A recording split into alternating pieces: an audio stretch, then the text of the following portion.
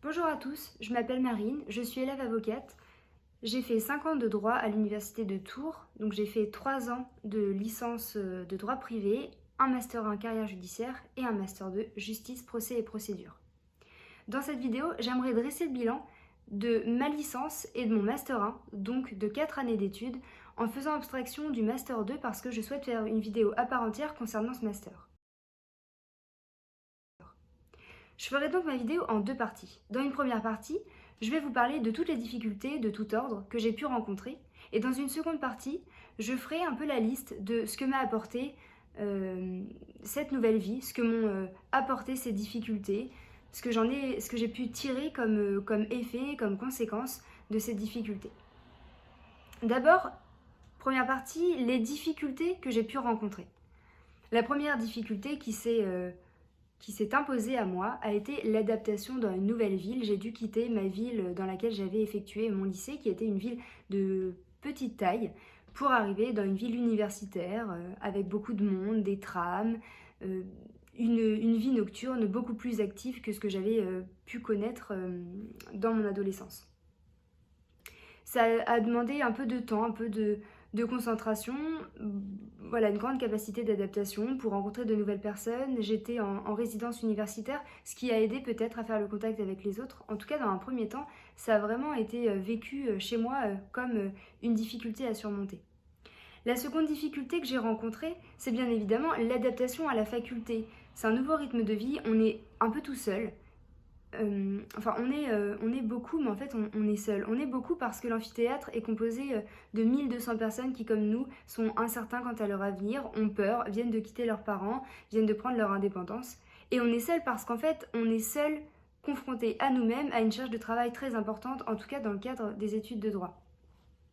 Je me suis vue, lors de mes 2 premières années, à parfois ne pas du tout travailler pendant 3 jours d'affilée, en tout cas le soir, et puis ensuite, le 4e soir, à bosser d'arrache-pied et me coucher à pas d'heure, 4-5 heures du matin, pour essayer de terminer mon TD et l'espérer de qualité pour pouvoir le rendre. Évidemment, je rêvais, hein. Les études de droit sont des études très rigoureuses qui demandent bien évidemment qu'on puisse prendre du recul dans son devoir pour pouvoir faire évoluer sa pensée. Cette difficulté de m'adapter dans un premier temps m'a évidemment coûté en 2e année, puisqu'au moment de recevoir mes résultats, je me suis retrouvée ajournée au premier semestre donc de L2 à 9,5 de moyenne. Là, ça a été un peu le drame pour moi, ça a été mon premier échec de toute ma vie. C'est la première fois que je ratais un semestre ou une année. Enfin voilà, j'ai jamais redoublé, j'ai eu mon bac avec mention, mon brevet avec mention. Donc là, compliqué pour moi de me remettre sur pied.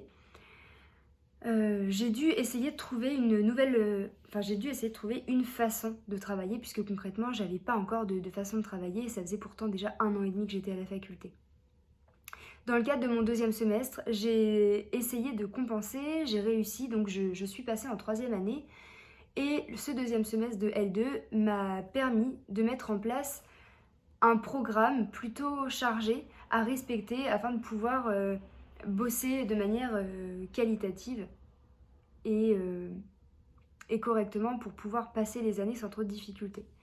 En 3e année, j'ai essayé de mettre à profit ce que j'avais observé, ce que j'avais essayé dans le cadre de mon 2e semestre de L2. Ça a plutôt bien fonctionné, mais alors ça a été une année qui a été très coûteuse pour moi en termes d'énergie, parce que à partir de la 2e année, j'ai rencontré des difficultés financières et je n'ai pas eu d'autre choix que de me mettre à travailler en plus de la faculté.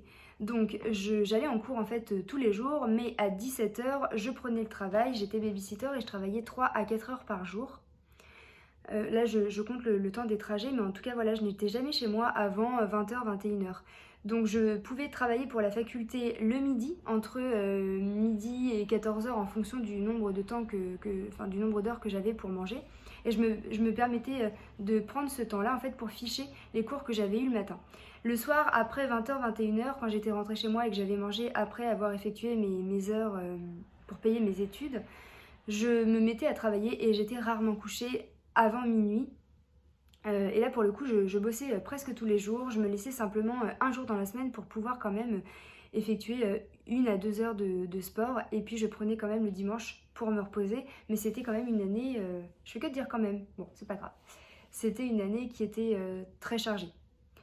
Ensuite arrive le Master 1. Le Master 1 a été aussi très compliqué pour moi parce que j'ai continué à faire plein de choses et j'en ai même fait plus qu'en troisième année. J'avais d'abord le Master avec les horaires de mon Master. Je me suis aussi inscrite à l'IEJ, l'Institut d'études judiciaires, qui est le prérequis en fait pour pouvoir passer l'examen d'entrée à l'école des avocats. J'ai commencé à aller au cours donc le mercredi soir et le jeudi soir et à faire tous les examens blancs du samedi matin, donc de 8h à 13h. Je me suis investie dans des associations pour la cause environnementale et pour la cause des animaux. J'ai continué à faire du sport. J'avais aussi un stage de 3 semaines à réaliser en dehors de mes horaires de faculté. Donc c'était vraiment très intense. Ça m'a causé une petite dépression pour laquelle je suis allée voir la médecine en fait, des universités qui m'a reconnue malade pour cette période-là et qui m'a permis de pouvoir rester chez moi sur les heures de cours magistraux. Et j'avais donc une personne, une étudiante de ma promo, dite preneuse de notes, qui me prenait les notes et qui me les envoyait. Ça m'a beaucoup aidée, ça m'a permis de me remettre sur pied.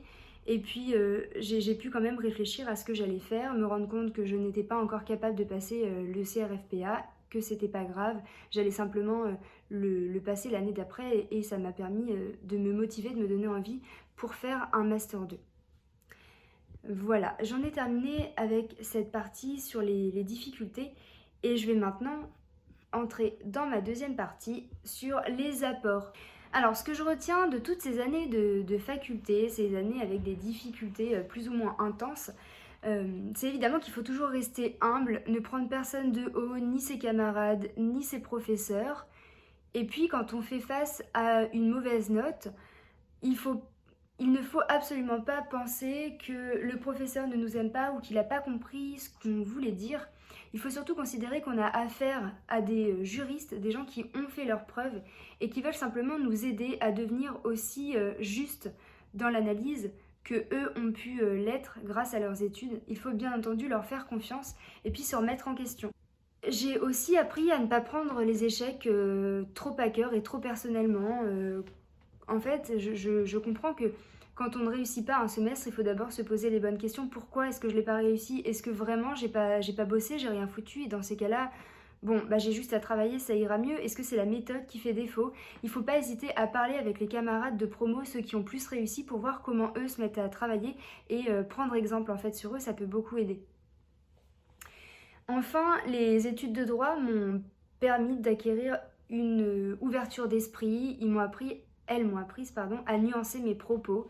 Dans le cadre du Master 1 et globalement du Master 2, on avait des matières telles que culture générale dans lesquelles on devait défendre une thèse et son inverse, ce qui permettait évidemment de prendre beaucoup de recul sur le sujet et pouvoir adapter son discours et comprendre qu'en fait il n'y a pas une vérité mais que la vérité c'est plutôt la nuance.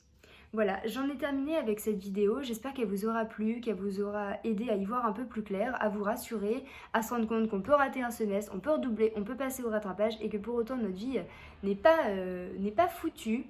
J'ai qu'un conseil à vous donner, un conseil de plus, accrochez-vous, ayez confiance en vous et à très bientôt j'espère.